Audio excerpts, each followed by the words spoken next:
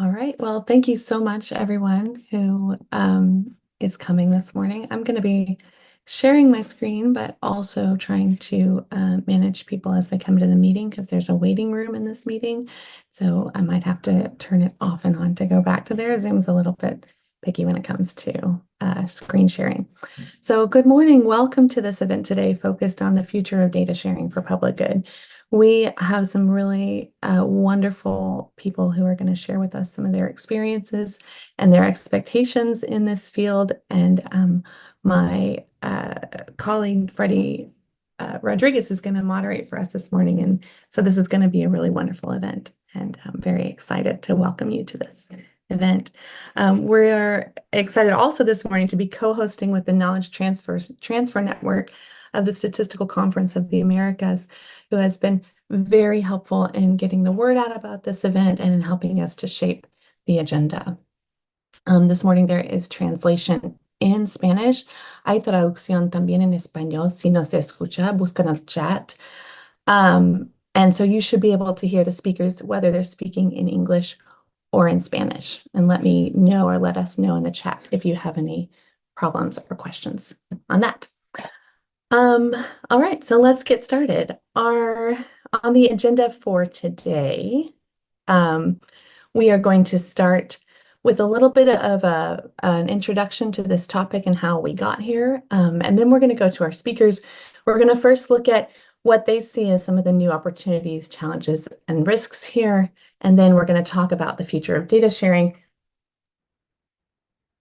And we hope that we'll have your involvement and your participation once we get to that part going forward. We'll end with a quick Q&A and group discussion before we close for today in about an hour and 23 minutes. So very briefly, before I pass it over to Freddie, I wanted to talk about why we did this event today and what brought us here. So the Global Partnership has been involved in working to help increase the capacity of countries to access data that's held by the private sector. And this work really got started for us, along with a lot of other organizations during the pandemic. With the world on lockdown, it became incredibly important and seen as valuable to have access to privately held data for governments to respond. So it's been 4 years now since that initial work started, and things have really changed, right? We see that the public sector now is seeking to access different types of data that 4 years ago did not seem like they held a lot of promise for sustainable development. We see now with the push towards generative and frontier AI, the more and more pressure from funders or from governments to access data that they can use to develop AI models that will help solve problems, right? That people have been experiencing, and to and to accelerate sustainable development. This isn't something that was just happening in 1 or 2 countries. This is something that there's been a push for around the world. We know that the EU's Data Act that went into effect earlier this year had rules in it to enable public access to privately held data. The most recent comprehensive AI legislation that was passed in the EU also includes a nod towards accessing privately held data for AI. We know right now in New York, leaders are meeting to talk about the Summit of the Future that might also include some kind of nod towards the importance of this topic. And then on top of that, economic commissions of the UN in Latin America and in Europe, Latin America even just last year, put out statements or resolutions saying that there's a compelling reason and justification for the public sector to access data that's held privately. So this is something that is coming, and it continues to become more and more of a focus. And so today we wanted to look a little bit towards the future. We've talked a lot, we hear a lot about the importance of mobile phone data and mobile network data, but what about other kinds of data?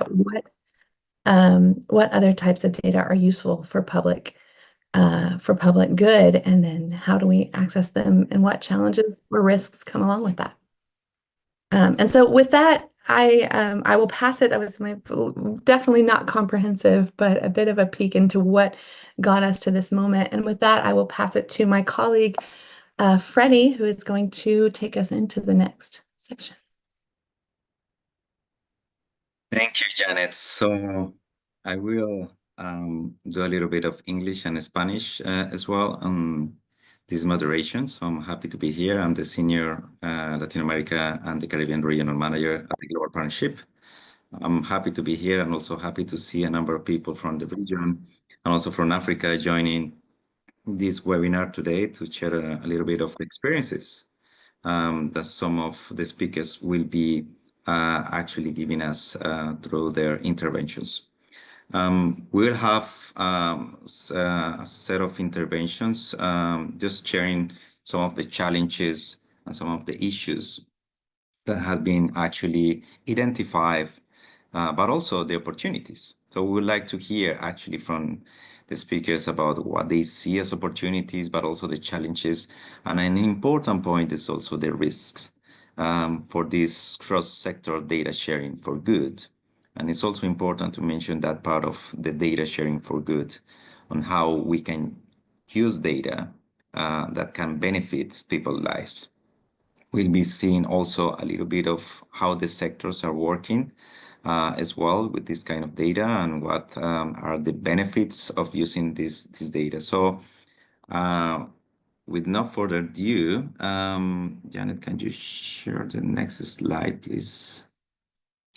So I think we already covered that. So I will give the floor now and welcome to Casey Weston. He's the Global Head for Data for Impact and LinkedIn. So welcome, Casey, and we would like actually to hear a bit of what LinkedIn is doing. Also, if you can share a bit of what you do at LinkedIn, and then also those challenges and opportunities that we foreseen as well in this data sharing process that sometimes is challenging, but also brings a lot of benefits. Welcome, Casey. Thank you so much, Freddie. I really appreciate it. And thank you to the Global Partnership for Sustainable Development Data, as well as to the Knowledge Transfer Network for the invitation to be here. It's great to be chatting with the group. So I am Casey Weston. I work for LinkedIn as the head of the Data for Impact program. And this is the vehicle through which LinkedIn shares aggregated data and insights on the world of work with public partners around the globe. So governments, multilats, nonprofits. And we do this because our vision as a company is to generate economic opportunity for every member of the global workforce. That is a huge vision. Obviously, we cannot accomplish it alone. And so it's really critical that we partner with institutions like represented by so many of the people on this call to really see that vision into reality. We also benefit a lot from these partnerships. We learn more about the rich data that our platform has, the ways that it can be used to inform policy, investment, and research, and we understand a little bit more about what our partners need from us, and so we're able to collaborate and grow as we work together. So maybe just briefly, I can give some examples of what that really means. It can be confusing when I'm just speaking in the abstract. So some of the data that we have to share has to do with hiring by industry and by country, so that some of our partners can understand how economies are changing. Some of our other data has to do with specific type of skills. So AI skills, green skills, so we can understand the ways in which economies are transforming and how workers, as well as employers, can keep up. And then we can also look a little bit at equity. So most of our focus to date has been on gender equity. So understanding where there are barriers to women's employment and advancement, and what policymakers, employers, and members of the labor force can do to overcome those barriers and move us towards a more just and equitable world. So just some concrete examples there. One example is with the U.S. National Science Foundation, where we looked at cybersecurity skills to inform the programs that the foundation invests in to grow the cybersecurity network. Another example is with the World Bank. I see Sahidi here, a wonderful, amazing partner. And so we've worked with the World Bank to inform the design of country economic memoranda, which are the strategies that inform billions of dollars of investment from the bank and other multilateral partners to grow economies. And then we've also worked with research arms. So an example is in Germany, where we've helped to inform and understand understanding of how people are changing jobs from one industry to another. But there are some challenges. So on the next slide, you'll see the first of those. Really launching these partnerships can be difficult. And I know a lot of the partners here will be aware of this. There's limited familiarity with what it means to have a data partnership. There's very low risk tolerance among government partners, particularly, and decision-making is concentrated very high in the organization. And so this requires me to do a lot of sort of road showing to help explain what some of the benefits are for this program that occurs at no cost and why partners should invest in understanding our data a little bit better. I know that a lot of this work is also done on the part of the partners that we work with. So there's a lot of road showing internally to make sure that there's awareness of this work. On the next slide, you'll see sort of one of the challenges of our data. So LinkedIn operates in every country of the world, but we can't share data that's really meaningful and significant in many of the countries that we would be most eager to share rich data and insights on. And that's because of internet coverage, the use of our platform, the ways that economies work in those countries, the extent to which they're based off of tech-enabled fields. And so moving on to the next slide, you'll see that this requires a lot of work to help our partners navigate the data differences, not only thinking about that coverage and representativeness that I was pointing to before, but also understanding the importance that member privacy has for us, the fact that we can't share individual level data, for example, or that our taxonomies will differ from those used by many of our partners in ways that actually can be helpful once we get over that initial learning hump. I just remember there's translation on. Sorry, I'm speaking very quickly. So we have some emergent solutions here to think about how to overcome these challenges. I think the one I'm most excited about, and we can talk about this later, are data clean rooms, which would allow us to preserve privacy while also sharing very granular and meaningful data with our partners. But the key here is that data from entities like ours should always supplement, not replace official data sources. And the final challenge I want to call out is of thinking about impact. So many of our partners are used to receiving data from public sources and using it right away. And you never go back to a public source to say, hey, thanks for that data. But if you don't come back to me and say, thanks for that data, then I lose my job and the program's closed. So, and then the data won't be there anymore. And so I really need to understand why it's, and this is on that final slide there, why it's useful for us to be sharing data. We need to be in constant communication with partners to learn from the data sharing process. And we need to build a familiarity among partners and us around the best way to build stories for the success of this collaboration. I probably went over time there, apologies, but I'll pass it back to you, Freddie. Thank you so much, Casey. And actually, I will highlight a couple of things that you mentioned about this being an opportunity from LinkedIn data to complement the official statistics. So it's not usually competing of which has the best data, but actually how they can play an important role, joint efforts. And the other one is kind of working with labor statistics and how to organize data. That might also be part of the process at the National Statistical System. I think that's also a relevant issue. Thank you for that intervention, Casey. And now we move to the next speaker. Sahiti, please. Yes, we have the slide. Sahiti Sarba, she's a data scientist at the World Bank. And well, we welcome you, Sahiti, to have a little bit of the information that you have about these partnerships, how they work, and actually how you work with the private sector as well. Welcome, Sahiti. Thank you. Thank you so much, Freddie. I'd like to start off by thanking everyone for having me here. And I'm a data scientist with the Development Data Partnership and the Economics Group at the World Bank. And I've been working very closely with staff members to help them identify which private sector data is most useful for their project, ensure that they get access to it, and work with them to see if it can go to fruition and if that data set can successfully be used. And today I'd like to talk a little bit about the partnership and how we work. And it's nice to follow from Casey because we work with him very closely and it's a little bit of the other side of the curtain. So if we move to the first slide, if you just move to the next slide, thank you. So there is a world of data, especially from the private sector, beyond mobile data that can be useful to policymaking. And to tap into that potential was one of the imperatives that helped set up the Development Data Partnership at the World Bank in 2018. The partnership is a consortium of international organizations and private companies that came together to share data for development projects. And as you can see, today we have about 12 international organizations across the world and roughly 30 data partners with whom we have signed data sharing agreements, LinkedIn being one of them. And so far, we've supported about 350 projects. So if we go to the next slide, across all of these organizations, we've received data from the private sector for 350 projects and in different sectors, which include like labor markets, transport, healthcare, climate change, crisis response. And over the years, it has covered more than 190 countries. And about earlier this year, we managed to cover all of the SDGs as well. And if we go to the next slide, I don't want to bore all of you with a lot of statistics of what we do. So I thought I'll do a little bit of show and tell and talk to you about a few very successful use cases that staff at the World Bank have managed to make by using private sector data. So something seemingly simple as the speed of internet has actually proven to be incredibly useful in healthcare projects and crisis response projects.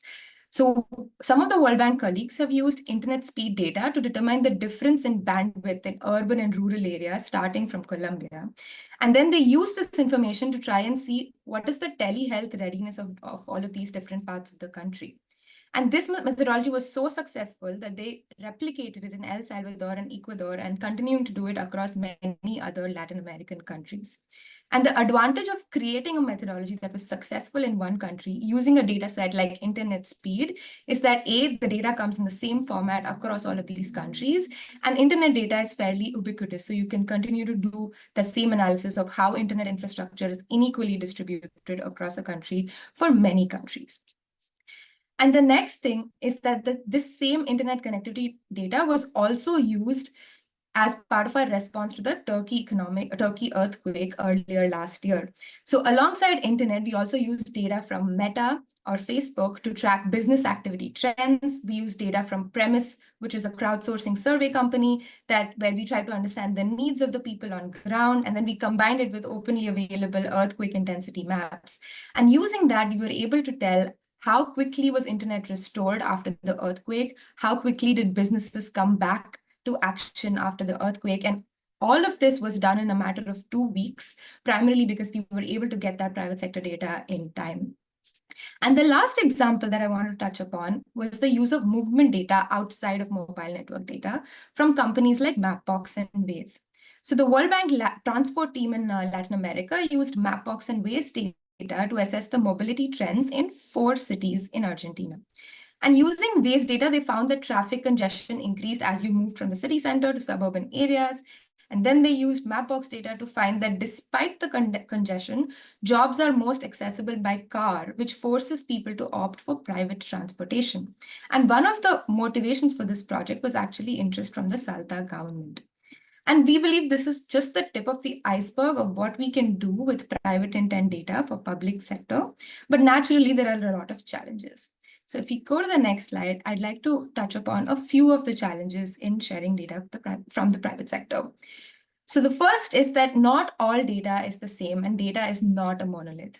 Different types of data come at a different level of sensitivity, at a different level of confidentiality, and depending on the context, the same data can be more sensitive than others. For example, the openly accessible relative wealth index from Meta is available freely for Colombia, but for Venezuela, which is a region of higher conflict, is a little bit more sensitive. And because of that, data sharing needs to be handled with a lot of care. And the way we do it at the partnership is that we have an overarching data licensing agreement that we have established with all of these data partners, which defines the terms of use of data. But every single data partner can choose to support a project or not. So they can make the decision of whether they want to support the project in a specific context or not. And they can also customize the terms of use of specific data sets. So we're not losing the nuances of that data set and we're ensuring that it's handled differently. The next challenge, which Casey also touched upon briefly, is the process of trust building in the data sharing process itself. The minute data leaves your organization and goes to another, obviously there is a concern about how it is being used. And oftentimes both the parties need to be assured that it's being handled as per the terms of use. And the way that we've been trying to do that is to have a shared data governance standard across all of the 12 organizations, where we try to make the process of data governance extremely transparent. And that includes who is the data being given to, and are they agreeing to the terms of use in terms of publishing, and most importantly, is the data access being revoked as soon as the project is getting over? And these are small details, but they ensure that the governance process is transparent and the trust is built for both the parties. And the last challenge is trust building in the data itself. So private intent data is still not used as standard practice in development projects, and staff need to be able to trust that data. Like Freddie mentioned, if it comes from an official source, you're not doubting whether it's useful or not. But this data set is new and you've never used it before. So staff need to build some trust in the validity of that data. And for that, we encourage staff to use multiple sources of truth, which is to supplement this with other sources of data and not use it standalone. We also have our data partners come down and meet with our staff or take a call with our staff to explain the methodology that was used to create that private intent data, which automatically increases a little bit of trust on how that data was created. And once the trust is built in the data set, staff are able to use the same data set across context to see if that trust can still be valid when you move to a different country. And that's what we saw with some of the UCLA projects. And there are a lot more risks of data sharing, but I think if they're handled carefully, the advantages of private sector data would be enormous to public policy. And I'll stop there and pass it back to Freddie.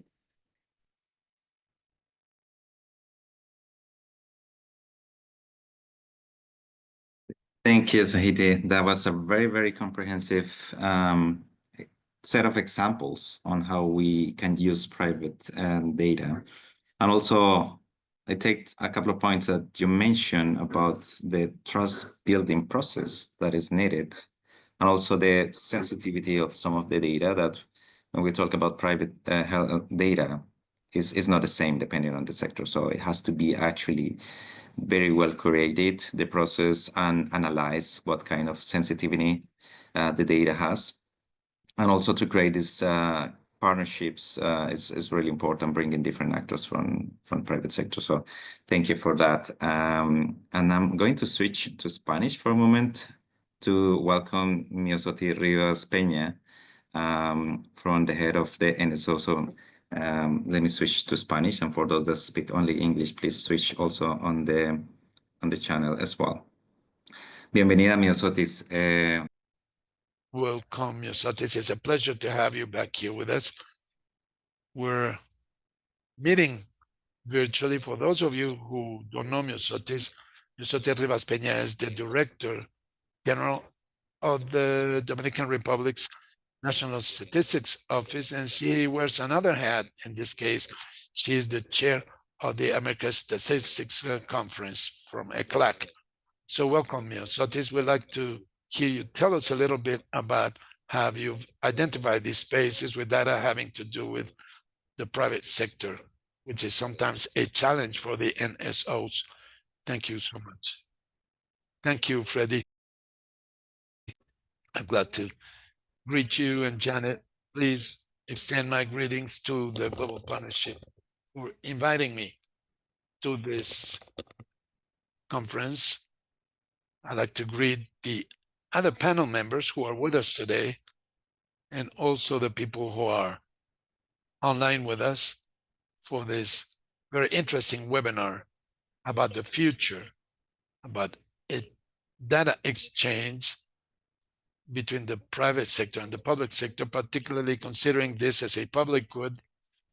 It is true that we need to make available all this information to the citizenry. And I believe that somehow, to answer your first question, the opportunity to exchange, first I'd like to reflect on how the breakthroughs in information and knowledge technologies poses one of the best opportunities that we've looking for, or that we've been exploiting in the past few years, to the extent that this opportunity has also translated into everything that has to do with diversifying data gathering, actions and how they be considered an important input when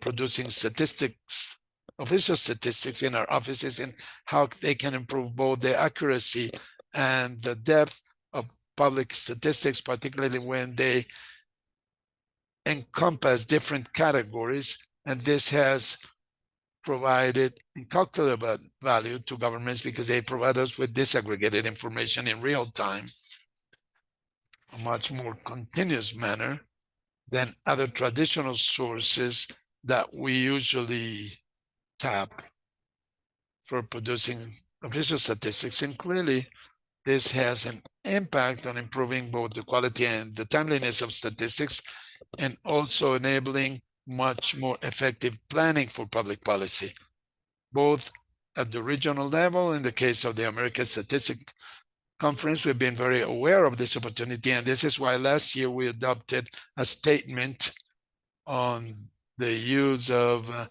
private sector data. This year we've been working on making this more operational with structuring of this based on a number of discussions. But going back to the work of the NSO in the Dominican Republic, we've strived to expand this supply, how to address that supply of information that you can find in the private sector, and say that, maybe mention a number of examples, because a very important source of information has been the business registers held by the chambers of commerce that have been very helpful to gain more knowledge about our companies registered. This is a highly product that on high demand, and we've recently been working with the Dominican Republic's Association of Chambers of Commerce to expand coverage of the territory, to disaggregate better, to work on calculating new indicators. And also we're dealing with the power sector registers. The census round in 2020 in countries such as Uruguay have proven, also in Costa Rica and in Ecuador, they've proven very significant for improving data completeness, census data. And let me not even mention the opportunities as for mobile phone data, things that have to do with climate change and satellite-based data. Back to challenges, I believe that Sahiti from the World Bank mentioned some of these challenges. I don't want to stress this, but clearly some of these challenges include the experience of both the Dominican Republic. This is also to do with the regional level, and it has to do with data confidentiality, private data. How do we ensure such a protection? How do we ensure or assure ethics in data use? Challenges dealing with citizens' consents, business interest, confidence and trust, associated cost, and even how to bring the topic of a public-private partnership. And I'd also like to mention the standardization of data. And in the case of the Dominican Republic, very specifically, we have the update or upgrade of our regulatory framework, which is one of the most, or the oldest regulatory frameworks. And this is a significant challenge, but together with a global partnership around the Power of Data initiative in Dominican Republic, we've been promoting this initiative, and we see that we're going to have very good results in the near future. So let me stop there, Freddy. Thank you. Thank you, Miosotis. We see so many good opportunities at the CA and also at the regional level to continue to work on access to private sector data. We know that it is not an easy task to achieve such a coordination, but this is a very significant first step that was taken last year during the conference to promote these kinds of conversations with the private sector, thereby enabling access by NSOs and the national statistics systems. And also just to give the opportunity for And our next speaker, Emang Cadice. She's the director of the Legal and Board Secretary at Statistics Botswana. So we welcome Emang also to share a little bit of what they are doing as well, and the challenges that you foresee as well when you're working with private sector, and also the opportunities that are there. Plenty of opportunities. So it'll be good to have this perspective of the NSO from the Dominican Republic, but also from Botswana as well, how you're working on this access to data. Emang, welcome, and I give you the floor. Thanks. Thank you, Freddie. Like already introduced, I am Emang Kadisi. I'm the Director Legal and Board Secretary here in Statistics Botswana. And primarily what I do, apart from obviously Board Secretarial, is to give legal direction and advise with respect to the implementation of the Statistics Act, and also the coordination of the national statistical system. In particular, I advise with respect to the signing and implementation of various instruments of agreements, various agreements, data sharing, partnerships between Statistics Botswana and various government agencies and or the private sector, including strategic partners. And I believe that is how we ended up working with Jeanette and her team.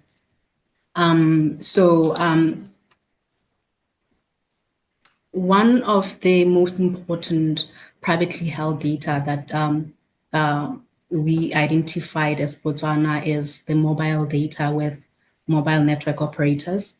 Around 2020, we started a project for the mobile positioning data, and we engaged, we currently have 3 mobile network operators.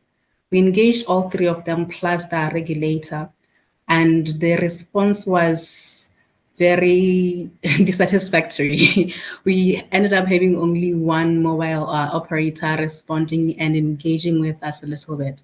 And primarily what it boiled down to is some of the challenges that both Sahiti, Ms. Pena, and Casey have already alluded to, issues of associated costs, issues of privacy, personal data, issues of,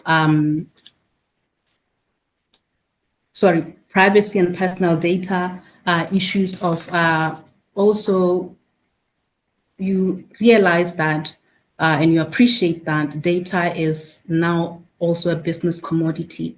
And being the private sector, people want to benefit financially from the data that they hold. And it has always been the question that we've always received from the MNOs that we've engaged has been, what's in it for us? What financial benefit do we derive from giving you our data as Statistics Botswana and all those things? And obviously, you know, I'm a lawyer and I want to come in running with the strength of my legislative framework. And obviously also I learned to appreciate that not everything needs a bit of strength. Sometimes you need to be a little bit soft to achieve some of the goals that that you've set for yourself. So fast forward to 2023, we started working with Janet and her team, Victor and Lynette. Earlier this year, we met with Sim. So to restart the mobile positioning data project once again. And this time around, the mobile operators were on board, all of them. And I believe it is because we actually changed strategy in the way we had engaged them initially. Initially, we had gone directly to the mobile operators and also included the regulator, but the regulator had said, no, it's okay, you can go ahead and talk to the operators. You don't need to involve us. That was the biggest mistake in the first part. So this time around, it was very, very clear from the onset that we need the regulator on board. That was a winning point for us. Then what also made this one also different was the engagement with the Data Protection, Information and Data Protection Commissioner. It was a very, very winning move for Statistics Botswana, because now the mobile operators are able to see not one but two regulators, one who will be able to ensure that their interests as mobile operators are being catered to and are being taken on board by Statistics Botswana. Two, the data protection aspect of this whole agreement, of this whole operation will be catered for, and that the commissioner will do what needs to be done to make sure that everything is above board. So that was I believe the winning recipe for us. And then in consultations, the issue of benefits still came about. But this time around, the discussion was a little bit different, because now there's an appreciation, even from the private sector, that financial benefit does not need to be outright financial, especially with public goods. You can have an in-kind benefit being extended to you that you can then later on turn to a financial benefit. There is a strong move with respect to business development by the private sector, and they do realize the benefit of targeted statistics in their various operations. And these are the statistics that we don't ordinarily produce as Statistics Botswana. They appreciate the point that Statistics Botswana will be able to capacitate them. Then they can internally produce whatever targeted statistics that they can to drive their business development goals and all those things. I believe I've touched on everything, unless there's anything else, Freddie. Yeah, man, that's sorry. Yeah, those are really important points, especially on the privacy issues, and how actually you face those challenges on the conversation. You being part of the legal team at the Statistics Botswana, the conversation is not going into the technical issues, but also on the legal issues for data sharing that actually go beyond the technical conversation that might be sometimes easier, sometimes not, but it means that it's bringing the legal lenses to this. It goes deeper as well. And also the point that you mentioned about the added value or the benefit for companies to share data is a really important business model to build. So we need to actually see what is there for the companies. It's not only to ask for the data, but what they will get in return. And that's the business case that we still need to build in some of the countries and some of the sectors, because as Sahiti was mentioning, each sector, each company might have a different approach. So we need to have a careful analysis of how the data should be shared. But thank you, Emak. So we move to the next speaker, please. So we have Mark Gaffley. He's the Director of Business Operations at the Global Center on AI Governance.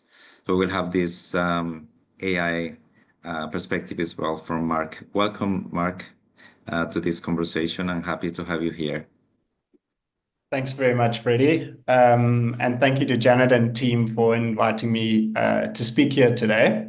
So very briefly, the Global Center on AI Governance is a Cape Town-based think tank concerned with policy influence, and it specifically focuses on the responsible development and use of the technology we know today as artificial intelligence. To address the question, I want to touch on my own background because I moved from being an in-house lawyer in the private sector into the research space. So I kind of sit between the two worlds. So my career started in Uber, and then I moved into Takealot, which is South Africa's version of Amazon. Both these businesses were built off the back of the way they were able to use data to inform decision-making and optimize their operations. To provide examples, at Uber, a driver prediction tool was developed that determined whether drivers were more prone to accidents, and they were preemptively removed from the system. So ethical and legal implications aside, this tool had the effect of making Uber appear more safe and trustworthy for use by the general public. But it also tells us a lot about how data can reveal how certain people, in this case the drivers, are conducting themselves in society. At Takealot, the marketing team used data to assist with online advertising and the like, with the goal of encouraging users of the platform to carry through with purchasing decisions. So taken to the extreme, this could have implications for predatory marketing practices, etc., especially informed by artificial intelligence technologies. So with this in mind, and to get to the question, what data in the hands of the private sector is valuable to policymakers and why? Well, we see in both these situations that private sector companies are learning things about us and how we interact with the world that policymakers could use to inform their own decision-making and policies. In terms of creating policy that is relevant and useful for the people who ultimately interact with these technologies, access to data held in private companies is both valuable and useful. I've been asked to speak to this question from the lens of AI development and why this matters to governments and policymakers. And I think the key here is the angles that governments look at problems as opposed to the private sector. The interest of the tech company, for example, is to develop a useful product and scale it. For government, it's to look after the people that the product is being deployed on. And so I wanted to just bring up one example, which I think highlights the importance of private sector development in collaboration with policymakers. So as far as data and artificial intelligence is concerned, we really need to interrogate, and I suppose this is the overarching question I like to look at the idea of, or the concept of artificial intelligence along, is whether we're using the technologies to advance society or take advantage of society. And I think this is where the policymaker plays an important role. So as an example, if a private company relies on data sets that use historical data to train systems, we need to be cognizant of the inherent biases being hard-coded into these systems. So in South Africa, controversies exist around historical data sets used to train policing and surveillance technologies, given that pre-1994, the racist apartheid system criminalized being a Black person.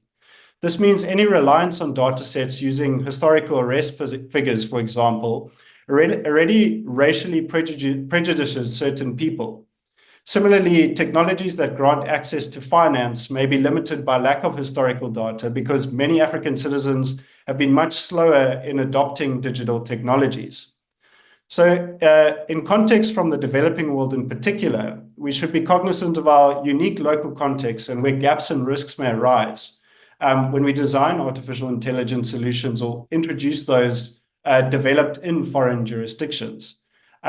Because they serve the public as opposed to designing products for public use, policymakers would stand to be much more aware of the nuances and protections needed for citizens than their private sector colleagues.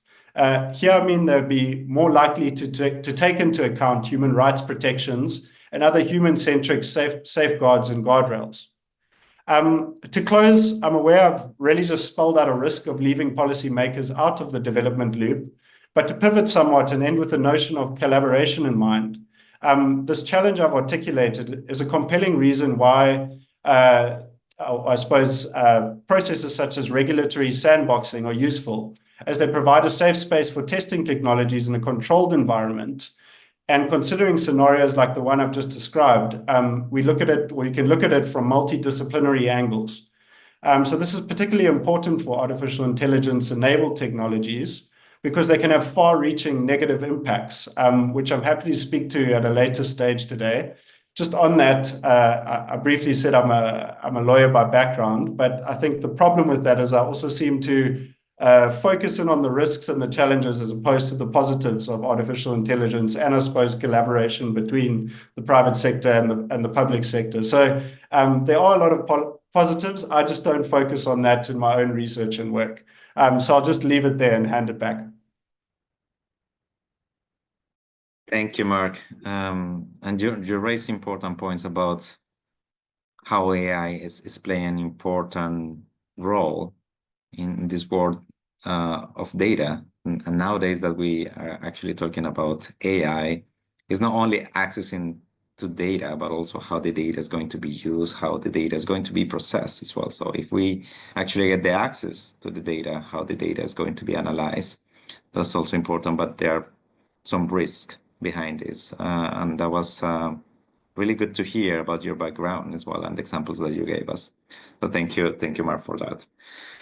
So we're going to have a second round of questions in a moment. But I ask the participants, if you have any questions, please do use the chat box and share your questions. We will have a segment for Q&A where we can address some of those questions to the speakers as well. So if anyone has any questions, please post it and we will actually address them. Also later, my colleague is going to share a Mentimeter so that we can get some thoughts from the audience as well. So I want to actually ask the speakers as well about how do you imagine this data exchange process in 5-10 years? Do you actually see that this is going to change? There are some examples of positive results, positive actually partnerships that are happening in some countries.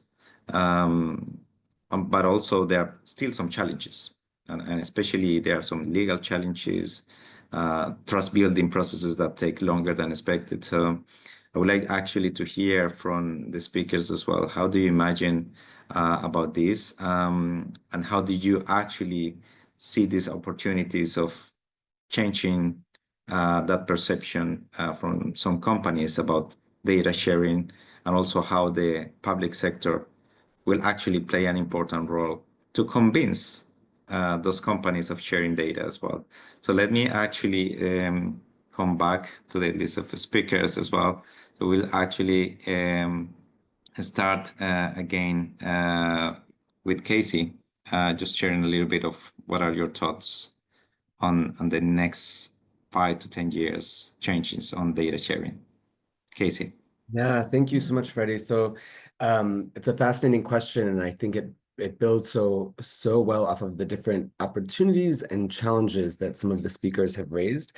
There's three things that I think we can expect to see in the next 5 to 10 years. The first is that private sector data is better explored by public sector partners. So this speaks a little bit to the question from Desta from Indonesia. One example of this, where there can be a benefit in just exploring the data.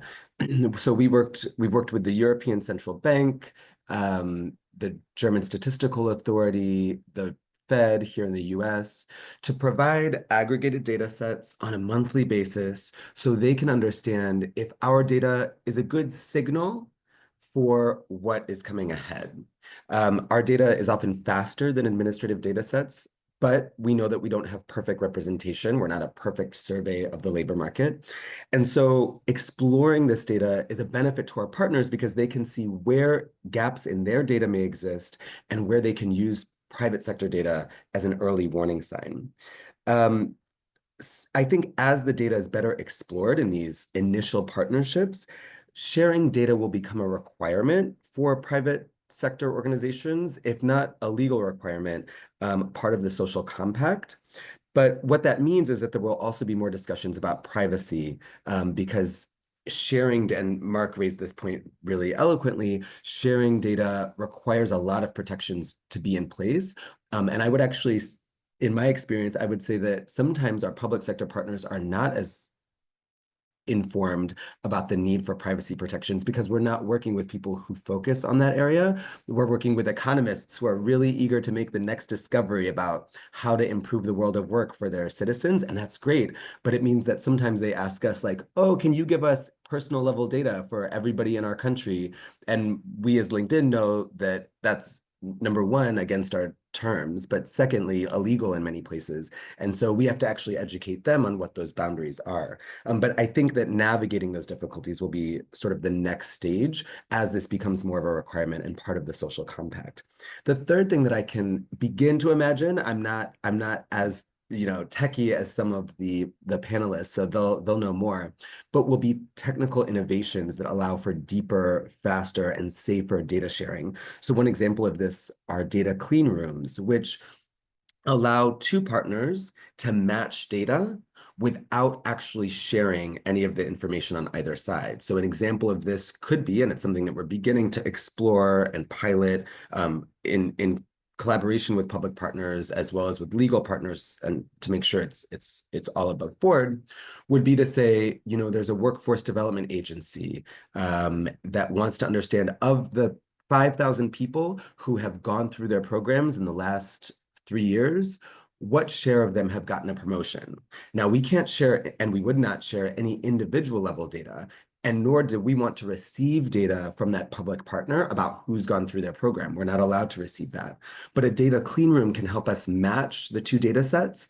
And even if we only match 50% of the records, we're allowed to then share, the answer to that question is that 30% of those represented on our platform have received a promotion. This is really valuable information for a workforce entity that's trying to understand the efficacy of its programming. And you can imagine expansion of this type of work across sectors with a wide variety of private sector data. But it has to go hand in hand with improvements in conversations around privacy and safety. And so that's what we're exploring now. Thank you so much, Casey. Good items actually to consider, especially on the data protection that is still, there are a lot of laws coming up related to data protection that are more strict. So when sharing data, it comes a legal component as well. And also the aspect that you mentioned related to the technical issues, this can actually open opportunities for data sharing and practicalities on how the data could be actually matched between two organizations without actually sharing data. So that's actually really important. So let me actually move to Sahiti as well. How do you see this data sharing process in the next 5-10 years, Sahiti? I think all of the speakers mentioned some really important opportunities and risks that are there, but I really liked that we said, are we using technology to advance society or taking advantage of society? And I do believe, Mark, I would err on the side of, I think we can use technology to advance society, and I think we are moving towards that. So in the future, I actually think a few things would definitely happen. In the immediate future, I think private sector and public sector will come together more readily in times of crisis response.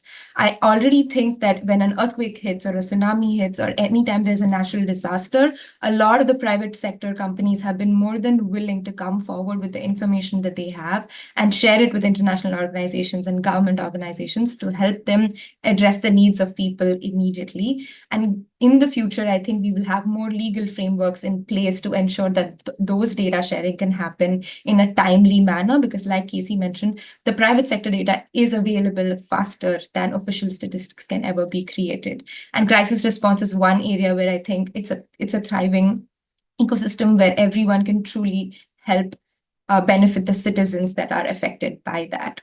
In a longer term, I think different companies have different mandates that they are trying to adhere to, and data itself is a business that has become more prominent over the years.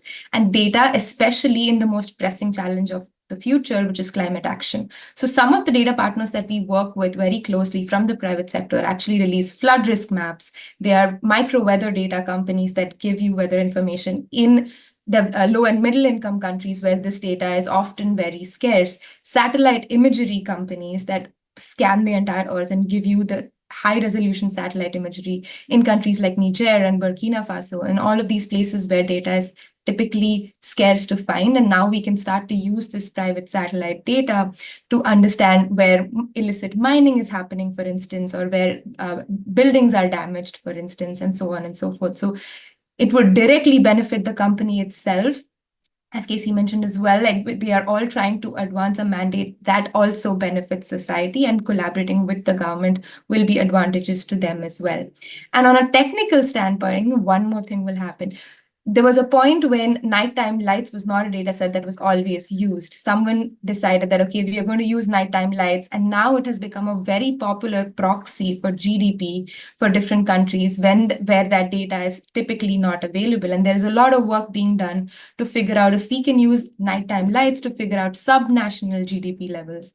And over time, trust has been built in that particular data set, and it became a proxy for all of those countries where data is otherwise scarce. And I think that is something that will happen in the future, where although you cannot use that data directly in a specific country, in some contexts, it can work as a proxy for a few decisions, because already public policy happens in a space where there is lesser information to work with if you have to make decisions quickly. And in those situations, if there is trust built, which we are working towards, I think some of the private sector data can become proxies in public policy making, especially in low and middle income countries where it is difficult to track that data and data is extremely scarce.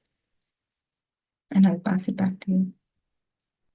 Thank you, Zahiti. And also the points of using technology is really important, especially in the countries where they don't have the infrastructure to implement this kind of processes. So again, even if the access is given, so how they are going to process the data, how they are actually going to produce insights based on the data that they are getting. So thank you for those kind of comments. Let me go to the next one. I think it's I have to switch to Spanish for a moment. Miosotis, how do you envision this world of exchange of data, especially with the private sector during the following 5-10 years, based, of course, on what you have seen and what we have regarding conversations that we have seen in Dominican Republic, to see which are those opportunities? You think this is going to be changing quickly, or do you think that 5 years from now it will be staying almost the same?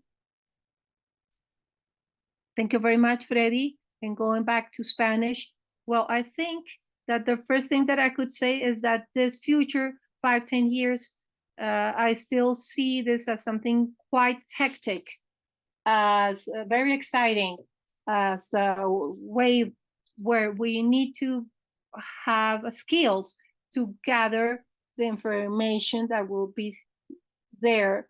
And so therefore, how can we use this power that we have with this exchange of data between public sector, private sector, to transform decision-making processes, creation of public policies, knowledge management, innovation, and also the use of data the best way possible, and how this evolution and advance will depend on how we can manage those challenges, as we have said before, going back to privacy, ethics, governance, and also access, equitable access, and especially from national statistical offices, I would say how to manage this information, how the leadership would be in this new ecosystem that will take us to get out of our traditional role in this national services where we talk about in the same language, but we have a new situation happening where we should come with lessons learned and previous experiences that should be used, and in many cases have been great. And I think we have something quite important that in this future, I think that where we need to, as was being said before, the mindset we need to have needs to do that this has become an essential resource to face challenges we have ahead of us, not only regarding having data for public health topics or mitigation of climate change issues or urbanization issues, growth, citizen safety, distribution of care, but also the challenge that we have on having a new source of information, or how to use this new source of information. And here, I would say that they had mentioned before how these partnerships with stakeholders, such as with the regulators, in the case of phone companies, those are interesting scenarios where these exchanges would be more strategic, each time more strategic, and we need to have different stakeholders also keeping in mind limited resources that we have for information relevance, but also keeping in mind the different challenges we're facing because of people that inform, because people that inform are not wanting to give information in a traditional way. So we need to work to have this collaboration allowing us to optimize the use of existing data, also to strengthen decision-taking processes and promote public policies at a lower cost. And I think that I would like to say that here we have something intangible, or tangible, and it's quite important to work with actions that can help towards regulation and standardization of data platform that should be collaborative, and how we can manage this type of stakeholders, data governance, clear communication in the public-private sector that should be transparent in regards to data being collected. And all of this topic, again, as I have said before, about ethics and how we can generate trust in the different institutions for them to exchange data, and also information access for citizens. And also, how can we position this topic that has to do with information, this right to information, as a right that revitalizes human dignity and therefore can guarantee rights, everything that has to do with crypting, how we find civil society in those processes, let's say education, just to name some, and also how to show positive results that can allow to generate this virtuous circle that we can need to have to generate trust. So that's playing an important role. International organisms are playing an important role, such as Global Partnership, UN, OECD, and I have said before the role played by CEPAL and the Statistical Conference of the Americas. We have adopted resolutions, and this year, with the Global Partnership role, we started to coordinate activities with other stakeholders within these topics and within ethic frameworks. To complete, we need to have a community for exchange of experiences regarding the progress made, and also exchange with private sector. The Dominican Republic, with Telecommunications Regulator Office, we're talking with the private sector. That's something that we have been learning from Uruguay. There's a process that Global Partnership has been helping us with. It has been used to improve, and also, and not to start from scratch, no, to see what they have done in other countries can save this curving curve in such a changing world. So this type of collaborations can allow us, obviously, to share good practices and to skip barriers, and also to find effective solutions, especially this allow to acquire knowledge. That information and quality of information, it's an indispensable human right for human dignification. Thank you very much. Thank you, Miosotis. Now I have some messages that you have mentioned. And the most important one would be to work with this wave that is not still there. It's important to see this as an information source, or information sources that are quite important and relevant for decision-making processes. And on the other hand, also to use partners that have made progress in this learning process. And well, those two things are quite important. For example, you mentioned CEPAL, what's being done with the CEA, other type of meetings, and people that have more in this regards that can share what they have done with other countries. So I'm going to actually ask Emang to share a bit of how she sees this. How do you see this in the future as well? And especially because of the challenges that you mentioned, some of those challenges are still ongoing in Botswana. So how do you see this actually challenges being faced in the next 5-10 years. Thank you, Casey. I think on a happy note, I can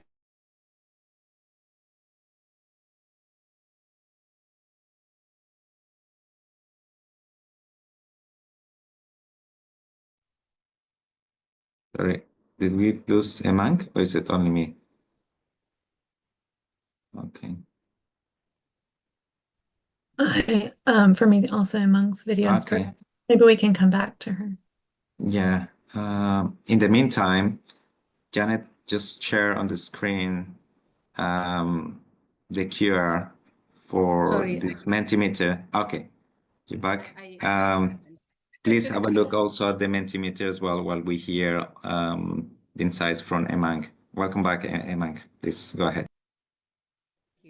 you. Like I was saying, we're in the process of amending the Statistics Act to make sure that we are more inclusive and cater for more advanced and technology inclined methods or sources of data. And more than that, we've also been in consultations with various agencies and government departments to advocate for harmonization in the legislative instruments to give us more an enabling link to ensure that going forward there's a link between our legislature or harmony between our legislature and theirs to ensure easier data sharing mechanisms. Over and above that, this one is a little bit too more very, very positive. In August, government Parliament approved the amendment to the Data Protection Act, which aligned it with the General Data Protection Regulations. Over and above that, there was an approval of the Access to Information Act, which allows individuals, individuals, be it natural citizens or legal persons, to access any of that information that is held by public entities and verify the type of information that is held about them and things like that. So then things like this call for more transparency. When you allow for information to be shared about you, you already know the type of information that is being shared about you. So when you consent, there's more, the consent is a little bit more informed. So that is generally where I see data sharing in the future, and that is the direction that I see developing in, that we're going to be having more advanced legislative frameworks that protect the public, that ensure accountability and liability by the data processors, by the data regulators, and by all the relevant stakeholders in this data sharing, I'm going to say agreement. I'm going to say agreements, in the data sharing agreements. The two legislations that I spoke about that were approved in August are basically still just awaiting presidential assent, and then they will come into effect in the near future. So basically, with this enhanced legislation that I referred to, you will then see proper infrastructure, obviously, that is supported by the framework. And that people are able to account and oversee and make sure that there is proper implementation. We will see over and above that more proactive and better cybersecurity laws, because for the infrastructure, data sharing infrastructure to work, you need better cybersecurity laws. You need to know that what you're putting in there remains safe from hacking and all those things. So then the infrastructure for it to work, then you will then come to much more intimate agreements, the data sharing agreements with the various entities. In Botswana, what we have realized is that we need a multifaceted approach to it. we need to engage in an ecosystem, for example, like I was talking about the mobile network operators. You have the mobile network operators, you have the various regulators. Over and above that, you have the data protection commissioner. My apologies, who is there to ensure adherence to the Data Protection Act.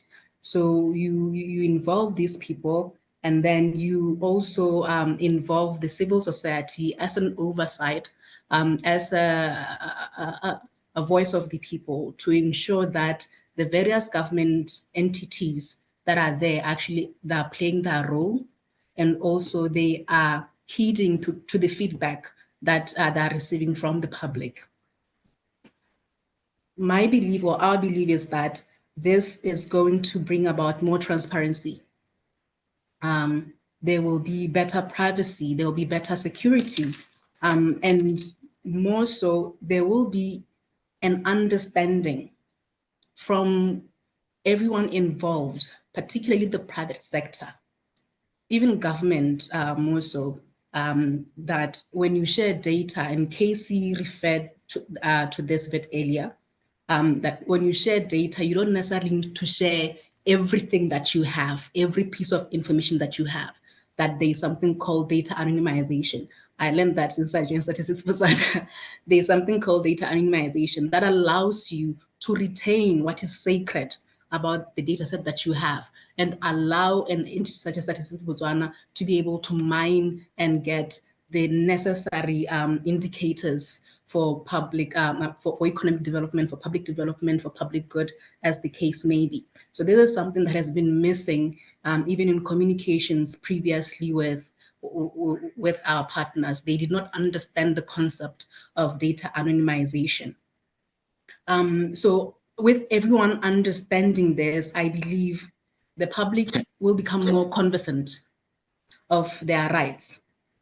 The right to privacy, the right to privacy, obviously, so to be protected against cyber threats and all those, and also very, very critically, consent. It's something that we take for granted, and it's big. You go to a grocery store, you even right now you shop online, you allow for cookies to access your data, and because you want to shop, you just allow everything without appreciating exactly what your data is going to be used for.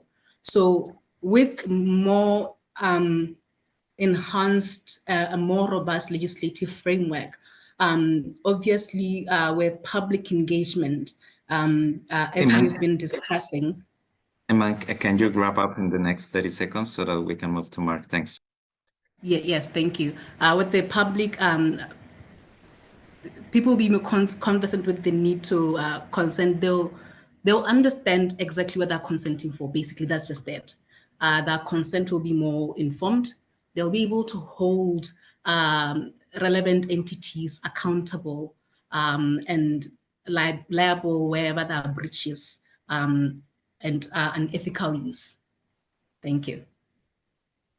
Thank you so much, Mike. And I take also the points on the legislation. So that's where the key frontier on data sharing comes, a really important issue. So legislations have to be really fast now with the AI, and we will have Mark in a moment speaking about what it comes next in the next 5 to 10 years as well. So, but we need to move really fast with new legislations and understanding the data protection issues as well. So I think connected to this, we have Mark as last. Just give us a little bit of your insights and perception for the next 5 to 10 years on this data sharing process. Cool, thanks, Freddie. So just before I start, I suppose to frame my own research, I look at the effect artificial intelligence is having on human cognition, and more specifically on our ability to maintain our critical thinking abilities. So when this question was posed to me over a 5 to 20 period, that's kind of the angle I was looking at it from. So yeah, very briefly, three parts to the question. It's what will it look like in the next 5 to 20 years? How does the private and public sectors work together towards the public good, and who holds the influence and power in these conversations? So the progression of data sharing really depends on whether data retains its usefulness as a resource well into the future. Thinking about this today, I can imagine that in 5 years' time, it still will hold great value as there's much information we still need to collect and analyze about many different things. It's been touched on today a bit. So as an example, the other day I was on a panel where colleagues spoke of camera phones being used to assess crop health. In the agricultural sector, this can have marked benefits for crop yields, which obviously can contribute to the public good because it may limit the scarcity of food over time. Today, these are still relatively new use cases for data. And so I see the short-term future of data sharing kind of playing in the space where PPPs may be needed to bring in capital for novel ideas that need funding, as an example. Also, as what Sahiti mentioned in crisis response, where the data sits with the private sector. So over a 20-year period, and this is more moving towards my own research, I need to frame the question around the overarching goal of data collection and hence data sharing. It's to solve for specific problems by making them more predictable. So what happens in 10 to 20 years when more use cases become fully predictable and everything has been completely analyzed? I imagine here that the data becomes less valuable and the need to protect it using proprietary means is diminished. The private sector will likely be more willing to move to open source models where aggregated and anonymized data becomes more readily available and shareable. With AI-enabled technologies specifically, even though these may become more accessible, I do think that the big companies will still be the ones who retain the expertise to collect information about the world that maintains their status quo in terms of power and influence, i.e. big tech will remain big and truly valuable data that will remain theirs rather, as well as the ability to analyze and interpret the metadata on a microscale will remain closed sourced. So the philosophical thought I'm left with is one of whether data is fundamentally used as a predictive tool or as a directive tool. And I think the more that data is collected and analyzed about us and what we do, the less important it becomes to collect and share data in the very long run, as there may come a point in time, perhaps in the next 20 years, where we're so predictable that we can effectively be steered along particular paths. So the private sector assisting the public sector for public good is ultimately only accomplished where such actions will have the effect of serving the bottom line. The position would only change if companies were made more accountable to citizens, as governments are, and not to their shareholders. It might be that in recognizing how companies with vast amounts of data are able to shape and influence sectors and societies, that governments can compel them to share the information they have. This isn't necessarily ideal, as it could stifle the need to innovate. So at this point, and to conclude, the question then becomes who within the government has the ability to make sense of the data that is shared in the future? To ensure data is used for the public good, it would be worthwhile finding ways now to encourage co-development of data-enabled technologies and then upskill those working in the public sector, particularly in data analytics roles. Here I specifically refer to actual technical understandings relating to data use and analysis. So, for example, in my field, we look at ethical implications and responsible development of artificial intelligence. But I sit here today knowing full well that I have very limited understanding of how to effectively use complicated data sets for the public good. I just don't have that technical skill. So I'm ending with an assumption, but I believe that those who do have the technical skill and are the most capable are sitting in the big tech companies, and they will continue to do so because the incentives are just too compelling to stay for things to stay private. So with that, I hand over. Thank you so much, Mark. Yeah, I mean, how the world is moving so fast. Also, as you say, the things on the case studies and how this is going to have solutions. We need to speed up on things and also have the clarity on what kind of solutions we are looking for. So thank you for those insights as well. So we are a little bit short or behind schedule. We have some questions on the chat. I believe part of those questions were already answered through the chat box, especially on the benefits and what could be actually the benefits that a minister can gain, or a private sector organization can actually get from sharing some of those data sets as well with a government. But there's a question about how the SDGs, how the future, actually, just rephrasing this, how can future data sharing efforts better serve the public good and ensure tangible progress on the SDGs? So I will give to those that want to speak, and the speakers, 30 seconds, because we are very, very short of time, to see if you have an answer to that question, especially because when we talk about the SDGs, we have an agenda that it ends in less than 6 years. So how we can actually assure that the public good is actually very tangible, to measure the SDGs, and actually the use of private sector data will be a very good input to close those data gaps. Anyone would like actually to answer the question? So I think quickly, I Casey, think, and then Nisa. thanks. Yeah, I think one of the areas where I see our data used is around gender equity. And unfortunately, it's to ask questions that we often already know the answers to. So there's questions around gender equity among AI engineers or people building AI systems, for example. And unfortunately, like if you've done any work in this area, you know that there is gender inequity there, but our partners often just need the data point to then back it up and drive action. Without that data point, it's difficult to get the funding, it's difficult to start the conversations, and so movement towards the SDG is stymied. And so with the data that we can provide, which is not particularly innovative, unfortunately, it just confirms what many of us already see and know from our experience, it actually unlocks doors to move in that direction. So that's one example of how it can be helpful. Thank you so much, Casey. And I see also Misotis wants to share some insights. You can do it in Spanish, English, as you wish. Sí, gracias. Yes, thank you.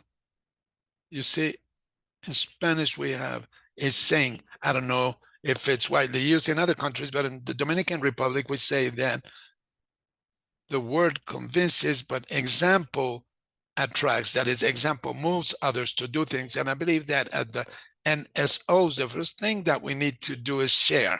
We need to start by sharing, by opening up to coordination, to discussion, to dialogue. And this is going to work to the extent that we provide an example, we set the example, that we can move forward, that we are not so rigid, that we can move forward on that dialogue and lead in some spaces, which based on our experience, we're going to contribute to ensure that everyone will be able to share. Thank you. Fine. Great saying. Thank you. We have only 3 minutes left, so let me go back to the mic back to Janet to share a little bit of what we seen on the Mentimeter, but also to do the closing. And thank you to all the speakers for actually sharing those great experiences, examples, and things that we should, but also that are that we should do, but also the things that we shouldn't do as well, and the things that are happening. Thank you to Casey, Sahiti, Miosotis, Emank, and Mark for your time, and also for sharing those experiences as well. Janet, over to you. Thanks. Thank you, Freddie, and thank you to the people who inputted in our Mentimeter. You can add your comments in there after this meeting as well. We really do want to know what this sector sees, especially statistical offices see as the future, and what are the future challenges and needs and opportunities of data sharing across sectors, not just with the private sector, but we've had a few questions in the chat about citizen-generated data and data held by CSOs as well, or civil society. I want to wrap up by mentioning that our next webinar, our last webinar in the series, is going to be focused on mobility data, and we're going to hear from national partners from Botswana and from Uruguay and from Indonesia. And so we would love to have you at that meeting. If you're interested, it'll be on October 2nd. And if you're on this call, you're invited to join. And I will send out a link via email following this. So thank you so much to our amazing speakers. I would love to listen to each of you for hours. I think we've only just barely touched on your extensive experience, and I personally have gotten so much from this conversation. So thank you sincerely. And thank you to those of you who attended and engaged with the chat, and for your attendance this morning or this afternoon. And I hope I will see you on October 2nd. And thank you especially to Freddie for your expert moderation of this session. So with that, I will wish you all a very good day. Thank you. Have a good Bye. rest of the day. Bye bye. Bye. Ciao, ciao. Thank you. Ciao.